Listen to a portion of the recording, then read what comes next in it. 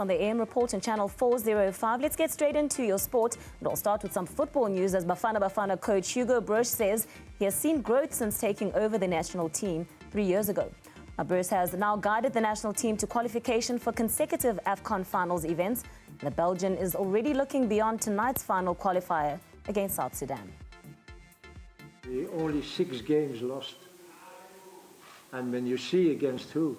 In Ghana, in France, in Morocco, to name those 3, then you can only be proud of that, and not only me, but all the team, of the achievements we did in the last 2-3 years. So it was a long way.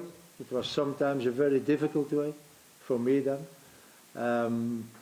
But yeah, it was worth when you see where we are now, and we are talking about qualifying for World Cup. And I think 3.5 years ago when I came here, nobody talks about World Cup, and some of them they looked at me when I said South Africa has to be every AFCON there, and I meant it then. And you see that we can achieve that.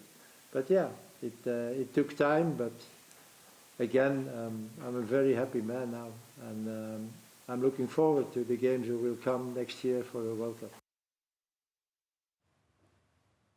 And we'll stay with that story. And joining us to look ahead to Bafana Bafana's final Group K qualifiers against South Sudan, which take place this evening, is a football editor, Mthokozisi Dube of Far Post. And of course, it is going to be an exciting one. Mthokozisi, thank you so much for joining us here on the AM report this morning.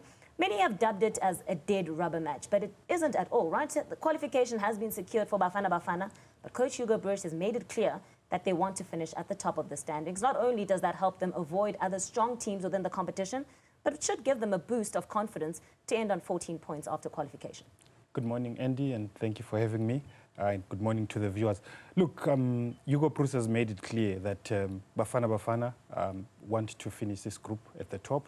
I think it's good for them in terms of the seeding and also just the confidence of the players going into the AFCON 2025 and also the World Cup qualifier. So I think it will be important just to get a good results also in front of the crowd in Cape Town. And I love that you're alluding to the crowd in Cape Town, because that's been another point perhaps that many would have wanted to see football in Bafana Bafana moving to Cape Town. Last time I'm checking around, 30,000 tickets already sold there for the match here. What do you think this will mean for the people of Cape Town to be able to go and enjoy this football match? Look, they've not had Bafana Bafana play in Cape Town in the longest time, and there's a couple of players that come from Cape Town. I mean, we've seen Rushwin Dotley, a Cape Town boy. We've seen quite a number of players that hail from Cape Town who are going to be also in Apolis as well, who are going to be playing in that match. So it'll be nice for them to, come and see them, and also just experience this new Bafana Bafana. I think we've not seen Bafana do so well in a very long time, and I think it'll be nice for them just to experience that. Let's talk about the qualification campaign in its entirety. Then, of course, as we lead up to the final match, there are going to be areas that Coach Hugo Broos is going to want to perhaps tighten up on as they go ahead. Where do you think that focus is going to be, and perhaps what should their approach be for a game like this? Because on the one hand, one will be thinking, go into it a bit easy, you have qualified already, bit of time to tinker with the lineup, give the likes of a Sage Stevens a chance and a run in the game. But if you're a coach of high standards, you'll also want to use it to tighten up. Yeah. Look, I think he obviously wants to give some of the players that have not had much football at Bafana level a bit of a run. I mean, you'd be looking at Erlebohile Mofokeng, I think, who's been doing very well for Orlando Pirates. I mean, he's a player for the future. Definitely want to give an opportunity today, but also just a bit of a balance, because you want to win the match as well. With Themba Zwane away, we saw Tito Maswanganyi coming in as a sub in the last game in Uganda and scoring a goal. He could want to give him a run and just see how he settles in that position, but also give a run to the likes of I mean, Mthubi Mvala is a veteran. He's been doing very well in that central defense position. But there is Siyabonga Ngezana, who's doing well in Romania. He may want to also give him a run. Sipho Chaine, the Orlando Pirates goalkeeper, I think he's also done very well for his club, but not played too much football for the national team. Maybe an opportunity just to give him a run, but have that balance so that they do win the game. I was actually looking at the standings for all the groups. I think Bafana are the third highest scorers in this group with 13 goals, 1 game to go. Algeria have scored 16. Morocco yesterday scoring 7 against Lesotho, taking them to 26. So it would be nice for Bafana to at least, get, score at least 3 goals and be second in terms of the scoring tally, but also avoid conceding goals, because they've conceded quite a lot of goals in this campaign. They've conceded 5 in the 5 games they've played, which is not very good. I mean, if you want to win games and want to win competitions such as this, you want to avoid conceding goals. Can I just briefly touch on South Sudan and perhaps how they are going to be lining up, because only 15 players having travelled to South Africa, citing financial constraints as a concern. So you would then say it's a team that's already limping before they've even stepped out on the field of play. Yeah, look, I think for them, I think the campaign is over. There's nothing to play for, really. I think it's just fulfilling a fixture. But they are using this to prepare for the CHAN. So they've brought a fairly young squad that's going to play in the CHAN competition.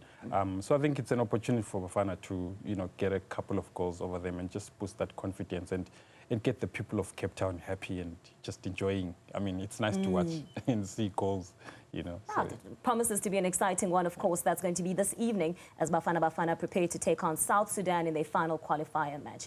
Mthokozisi, I want to switch focus a bit from the game of play to other news that Bafana Bafana is celebrating, of course, those CAF nominees. What do you make of the nominees list and perhaps our chances, if you're looking at the categories that Coach Hugo Broos is in, Ronwen Williams, and perhaps his chances of succeeding?